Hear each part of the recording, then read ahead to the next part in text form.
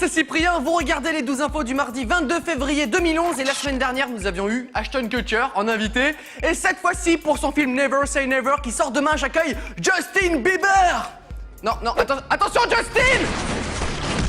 Non.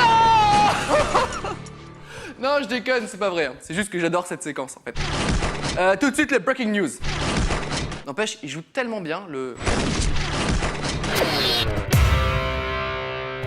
La Saint-Valentin s'est passé, mais ce n'est pas une raison pour ne pas faire de cadeau à votre copine comme je sais pas moi. Des centaines de cafards. Ah, j'en connais un qui va dormir ce soir sur le canapé. De sa maman. Un rêve d'enfant qui se réalise, faire exploser tous les pétards qu'on peut acheter en même temps, sauf que là, c'est 320 000 pétards d'un coup.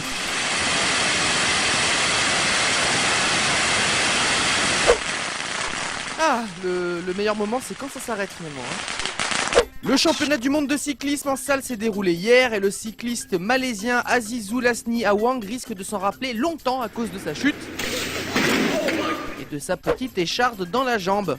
Une écharde de 22 cm à peu près. Bonne nouvelle, il va pouvoir remonter sur un vélo rapidement, hein, parce que là on n'était pas très sûr en fait. Et pendant ce temps-là, dans une résidence en Floride, le retraité Joe Brown a découvert que ses saucisses ont disparu. Il regarde donc la caméra de surveillance et découvre un voleur à poil. Un voleur de saucisses avec la saucisse à l'air. C'est limite poétique. Triste nouvelle pour les fans de Justin Bieber. C'est pas facile à dire. Éloigner les âmes sensibles. Bon, je me lance. Justin Bieber s'est coupé les cheveux. Voilà, c'est dit, hein, le mal est fait. Et pour ceux qui se demandent ce qu'il est advenu de ses cheveux, il s'en est fait un manteau de fourrure. Non, je déconne. Quoique.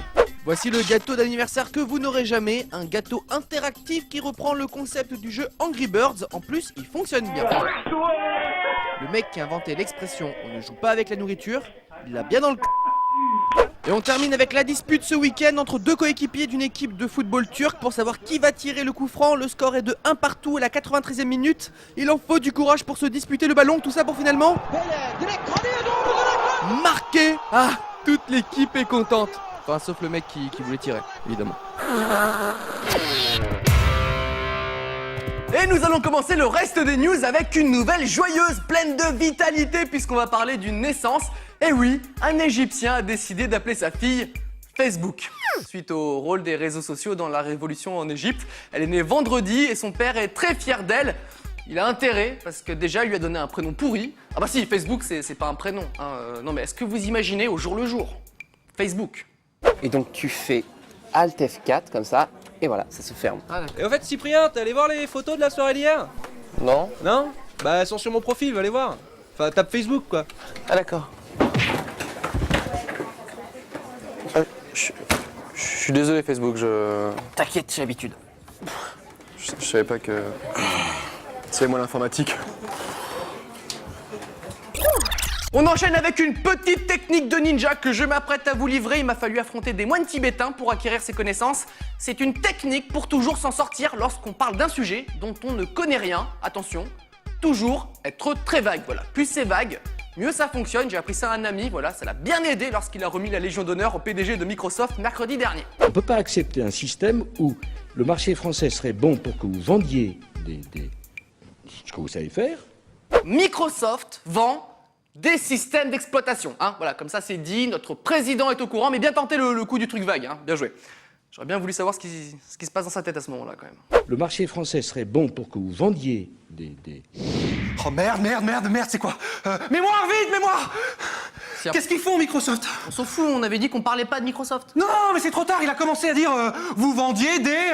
Qu'est-ce qu'ils vendent? Qu'est-ce qu'ils vendent? Je sais pas, attends, laisse-moi 2 secondes, Microsoft. Il n'y a rien dedans, c'est pas possible. Attends. Oui, le plan B. Oh oui, le plan B. Le plan B. Vas-y, j'appuie le bouton. C'est le vert. Eh ben, casse-toi, pauvre con.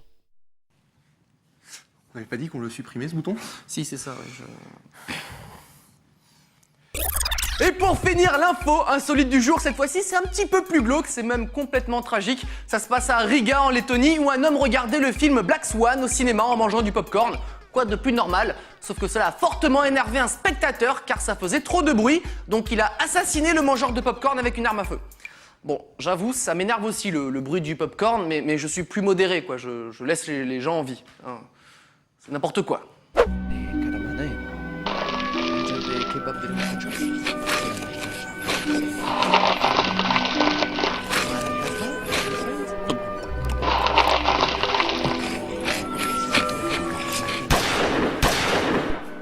Je déteste le popcorn.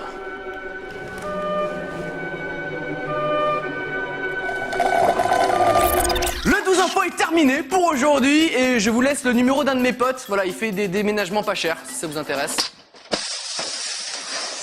Il fait aussi les carreaux. Voilà, juste vous en faites ce que vous voulez. À demain.